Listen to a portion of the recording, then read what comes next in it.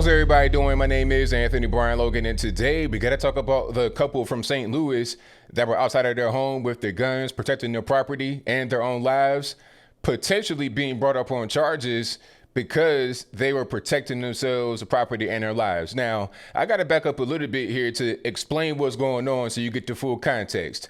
Now, I did a video before, and if you've not seen that, I'll link to it in the box.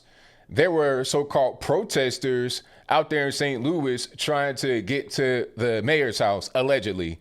The husband indicates that you cannot get to the mayor's house through their particular neighborhood. Not sure if that's true or false. I'm just putting it out there. But anyway, they were trying to get to the mayor's house, allegedly, and they broke through a gate that separates this private street that the couple were on away from the public street where the protesters were at before. So they break through the private gate, and the gate is right next to the couple's house. So the couple, they're hearing the banging and the screeching and the hollering right outside their door, and they see you have a mob of people. Now, the husband and the wife had watched so-called protests, really riots, insurrections happen in downtown St. Louis, and nobody came. You're talking about 30, 45 minutes, an hour with no police. You just have general mayhem happening. And they also saw where Captain David Dorn, the 77-year-old black man, retired police officer, was shot and killed during these so-called protests over a flat screen TV, and nobody came to assist this man. He died pretty much right there on the street. Nobody rendered him aid. Nobody really came to help him until it was way too late. So there's all that going on, and they see this big mob of people outside of their home breaking through a gate. So they get their guns. The husband had a rifle, like an AR style rifle, and the wife had a small handgun, which was inoperable. We'll get to that in a minute. So the protesters, rioters, whatever, came through. The husband was like, hey, get off the property, get out, private property. And they're just doing whatever they want to do. They're hollering at the couple, cussing at them, threatening to kill them, threatening to kill their dog. So it's like, in that situation, what do? The couple were on their property their entire time. They have their guns saying, get out, trying to protect themselves. Now, that right there should be considered defending your property, defending yourself under St. Louis, Missouri law of castle doctrine. You have the right to defend yourself and your property with deadly force. All right. And if I'm wrong about that, you guys let me know in the comments below. However, you have a radical prosecutor out there by the name of Kimberly Gardner, a black lady. She'll let out violent criminals, gangbangers, dope boys. She'll let them out of prison with no problem. Ain't no big deal. But when it comes to some political things that she feels passionate about, like the Black Lives Matter movement, probably, allegedly, then she'll make a statement on that. She put out a statement as it relates to the couple when the police came and got their weapons. I'll get to that in a minute. And I'll place that on the screen before you, basically saying that the so-called protesters were peaceful and they were met with a violent assault, talking about the homeowners protecting themselves, the life and their property. That to her, to Kimberly Gardner, is a violent assault. Therefore, she's trying to bring charges against them. Now, I'm not sure what the charges are going to be because, like I said, you have in Missouri castle doctrine. Nobody got shot. The weapon didn't get discharged. Nobody got hurt. So I'm not sure what you're going to get them on. Even if she was to get them on any kind of charge and have it stick, they would not do any time in jail, let alone in penitentiary. You're talking about, at best, community service. And I don't think it will go that far. But let's get back to the whole season of the weapons thing. Now, from what I'm reading, the police seized the rifle that the husband had and the gun that the wife had. Now, they went to the couple's house to get the rifle because that was still there. But their former attorney had the handgun, and he had the handgun because he wanted to preserve that as evidence in case it had to go to trial, in which the evidence was taken from him, and that was his whole thing, to preserve that evidence. Now, the police said that they want to make sure that the pistol is inoperable as they had claimed before. As far as the rifle, I'm not really sure. Maybe it'll be used as evidence in any kind of potential criminal proceedings, but they did not take any other weapons that they may have. And this is why people like myself and many others have multiple guns. ABL, why you gotta have 15 guns? Don't worry about how many guns I have. Don't worry about that. I have the right to get it, number one, so mind your business. But number two, what if I have to defend myself, and my property, my loved ones or whatever, with a gun? And for some reason, the gun, I don't know, it gets taken, it's not usable anymore, the police need it for whatever reason. I've never heard about guns being taken as evidence in the case, like taken away from a person. But hey, you guys smarter than I am, you probably know about that more than I do. So let me know in the comments below if that's a thing that actually happens, weapons being taken away from people while it's being used or seen as evidence. But anyway, if my gun is taken away, doesn't work anymore or whatever after an incident, I have more to back it up. And then there's different guns, different purposes. Get a big shotgun for, close range action, get a pistol for, maneuverability, rifle for accuracy, and I might want a few more, like a few more, whatever the case may be.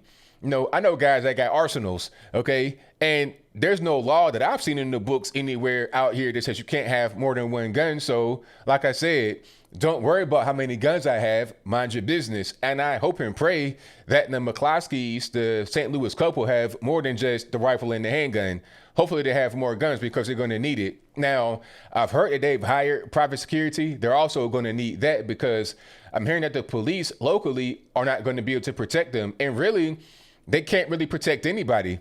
Honestly, they can protect you in certain situations. Like, let's say it's a so-called rally, a protest or whatever. They're there to protect people the best they can in that circumstance. They're out there already. They're set up. They have a perimeter blocked off, or, in that case, they can protect you to a certain extent. But just in your home, randomly, they're not going to be outside of your house with a gun just protecting you. You got to protect yourself, which is what the McCloskeys did, which is what the law in Missouri allows you to do. So having a gun will aid you in being able to follow the law of self-protection, of abide by the Castle Doctrine. So the St. Louis couple did nothing wrong. I don't think the police can take any guns that they have aside from what is in the warrant because of the criminal case. So if they want to go out and get some more guns, like 15, 20 guns, they can do that. There's no law against it. And if I'm wrong, you guys let me know in the comments. They may have a waiting period or whatever if they have that in Missouri, but they can get more guns. If they have other guns, those cannot be taken away because it will not be used as evidence in the case. The only guns that were taken was the rifle and the pistol that the lawyer had. And by the way, the lawyer stepped down because he doesn't want to be used as a witness in the case, because he had the gun and still be the lawyer. That'd be a conflict right there. So they have a new lawyer.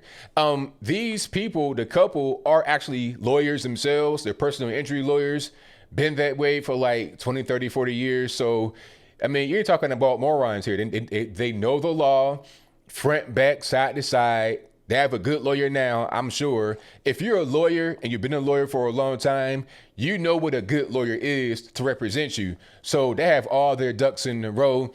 And I just wish nothing but the best for these people, praying for these people. Hopefully everything works out perfectly fine, which it will.